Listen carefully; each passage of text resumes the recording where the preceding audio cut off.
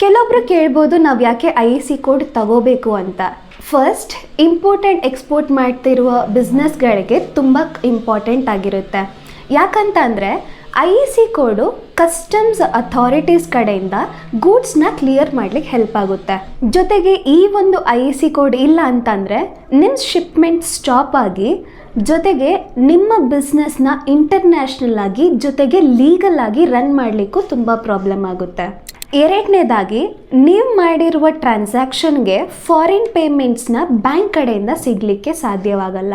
ಬ್ಯಾಂಕ್ಸ್ಗಳಿಗೆ IEC code ತುಂಬ requirement ಆಗಿರುತ್ತೆ. ಈ ಒಂದು IEC ಕೋಡ್ ನೀವೇನಾದರೂ ಸಬ್ಮಿಟ್ ಮಾಡಲಿಲ್ಲ ಅಂತ ಅಂದರೆ ನೀವು ಮಾಡಿರುವ ಇಂಪೋರ್ಟ್ ಮತ್ತು ಎಕ್ಸ್ಪೋರ್ಟ್ ಟ್ರಾನ್ಸಾಕ್ಷನ್ಸ್ಗಳು ಸಿಗೋದು ತುಂಬ ಸಾಧ್ಯ ಆಗುತ್ತೆ ಅಥವಾ ಸಿಗೋಕ್ಕೂ ಕಷ್ಟ ಆಗುತ್ತೆ. ಮೂರನೇದಾಗಿ, ನಿಮ್ಮ ಬಿಸ್ನೆಸ್ನ ಗ್ಲೋಬಲ್ ಆಗಿ ರನ್ ಮಾಡಲಿಕ್ಕೆ ಹೆಲ್ಪ್ ಆಗುತ್ತೆ.